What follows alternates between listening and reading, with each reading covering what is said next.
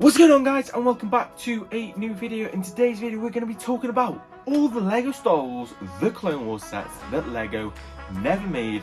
They were just no-brainers to me that they should have made. We saw them all the time. Some of them is an iconic things and things like that. So before we get into the video, guys, remember to hit the like and subscribe button down below. Comment down below what you think Lego should have made from Star Wars The Clone Wars that they never did. So the first thing on my list is going to be something that I thought would have been obvious to make. They originally made one in 2007, a MTT. And in Star Wars The Clone Wars, we saw MTTs all the time. Nearly in like every other episode, there was a blue MTT. And how good that set was from 2007, you would have thought it would have been one of the first sets they would have made based off Star Wars The Clone Wars. But unfortunately, they never did. We don't know why. It would have been an awesome set to get in your collection. I mean, they made a blue AAT, which was super cool, but then they still made the beige coloured one from the movies, which is fine.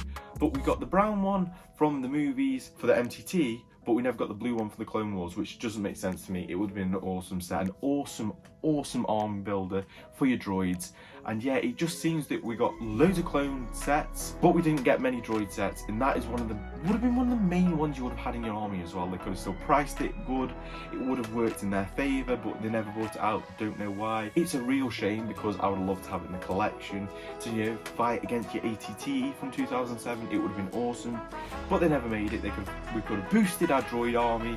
It would have been awesome. That is the first set on this list that I really wish Lego made. Literally, they could have made just the exact same version of the brown one, but in blue with a blue pattern. You know, it looks slightly different, like higher, so maybe like thin it and higher. I don't know, but it's a shame we never got it, and I don't think we ever will now. Keeping with the Separatists, I am going to go for the Separatist landing craft. So this is a ship that wasn't just in the Clone Wars, it was in the movies. I don't know how they would do it, don't get me wrong, it's Lego. They've done things like this before, but the Separatist landing craft is a massive ship. You saw it quite often, dropping droids off on different planets, dropping the vehicles off, dropping hundreds of droids off, and it would have been an awesome set to have in your collection. They managed to make a Venator. Why could they not make this set? I don't know. It would have been an awesome set to have. I don't know what playable features it would have had, who knows. They must have tried to design it, that's their job, but honestly it was one of those sets that I always thought that would be cool. We haven't got really, apart from the Malevolence, any main ships from the Separatists. It would have been awesome to get it, but we never did. There's a common theme with these sets. These are sets that like Lego could quite easily have made. They are very common in the Clone Wars. We could have easily seen it, and that's the theme I'm trying to go with this list, apart from like one set that you'll see in a minute. But these are all sets that we should have got, we didn't get, but we should have got, and who knows why not.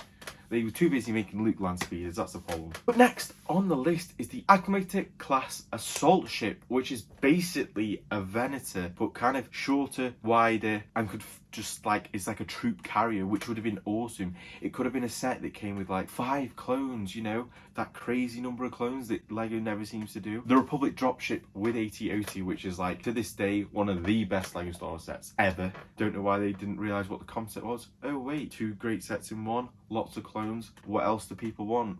But the Aquamatic class assault ship would have been an awesome set. Just come with lots of troops. To come with like some staff for the ship, which would have been absolutely awesome. Who knows? But it's just a shit. It's another one of those sets that you would see so many of them. And yes, they made the Venator, awesome set. Don't get me wrong, it came with like Palpatine. But this set, I was thinking you'd go for like a different route. You would go for more like a clone base, not necessarily main character. You would chuck a Jedi in there or something, or you would chuck someone like the Admiral that Anakin always works with in there. But for some reason, we just never got it. Again, who knows? It could have been great. It would have been, could have based it off the Venator. Nobody would have cared. Sort of design, maybe a bit wider, lots of seats in there for clones. It would have been an awesome little set. Yes, it wouldn't have been like 100% accurate, because obviously there would have been thousands and hundreds of thousands of clones on these ships, but who cares? It's a Lego Star Wars playset at the end of the day. So that is another set that really annoyed me actually, that they never brought out.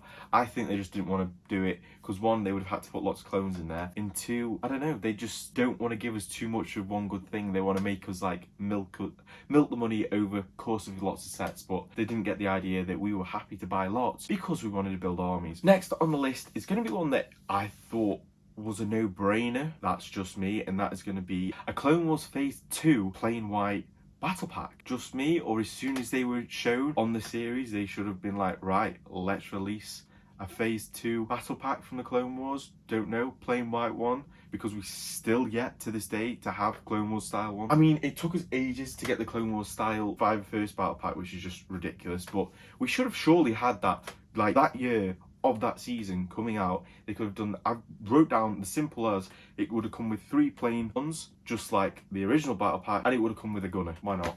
Who cares? The gunners were good. Nobody complained about the gunners. It was just, they were just there. It was cool. You know, put some armor on him, make one a commander like they did in the original. Who cares? But it could have been another army builder. Just, when I was making this list, I was just trying to think, why the hell did LEGO never make that? Honestly, it would have been awesome. It would have been a great way to start your second army of Phase 2 clones, but they never did it. Who knows why? Only LEGO knows, and I don't know what was happening. I think some people say that it's the transition from LEGO being their own company and being able to basically build what they want and then show and be like, look, we're building this. Oh yeah, cool. And then when Disney bought Star Wars, it was a lot more stricter. I think Disney have much more of a say. I don't know. That rumours, who knows?